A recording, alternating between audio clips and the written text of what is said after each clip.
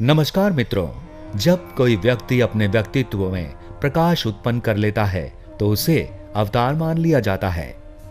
आस्था का यह कौन सा रूप है, ये तो वही लोग जाने जो आस्था के इस भव्य सागर में डूबकर अपने आराध्य का चित्र किसी व्यक्ति में देखते हैं और उन्हें अपने आराध्य की प्रतिमूर्ति या अवतार मान लेते हैं। एक ऐसे ही व्यक्तित्व की कहानी लेकर आज हम हाजिर हुए हैं।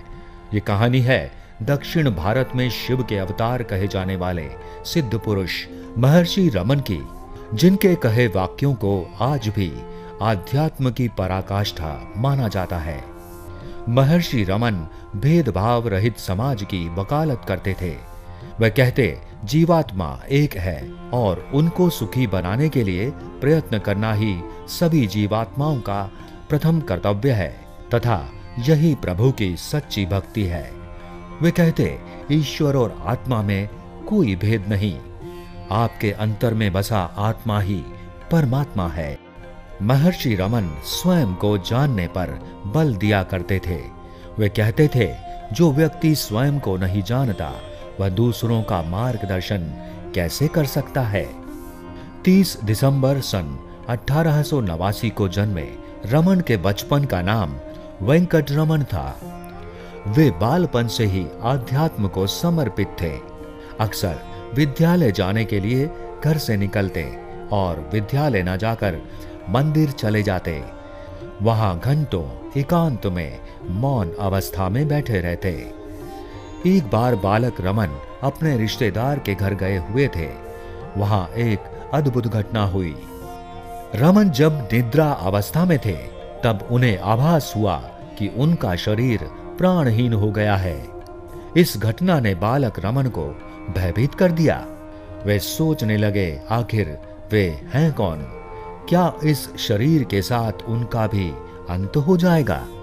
इसी प्रश्न को वे कई बार सोचते और अंततः उन्हें आत्मज्ञान प्राप्त हुआ।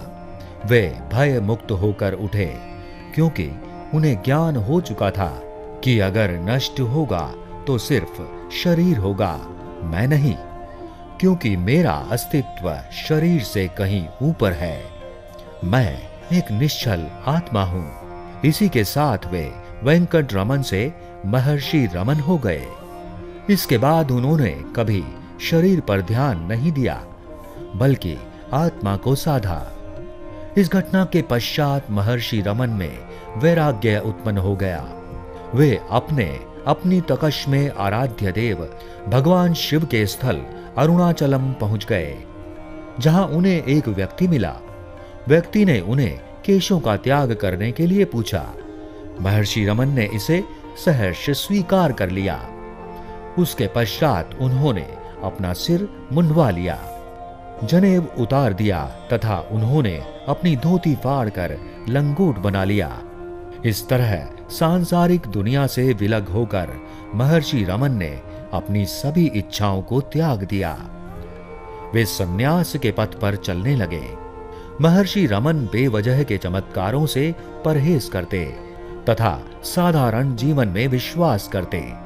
वे हमेशा कहा करते थे कि ईश्वर देखने का अर्थ ईश्वर हो जाना है। महर्षि रमन जब तक धरती पर रहे भेदभाव रहित समाज का निर्माण करते रहे। 14 अप्रैल 1950 में इस दिव्य आत्मा ने शरीर त्याग दिया और अपने धाम को कूच कर गए। मित्रों, आज फिलहाल इतना ही। कैसी लगी आपको ये प्रस्तुति, हमें कमेंट बॉक्स में जरूर लिखकर बताएं। धन्यवाद।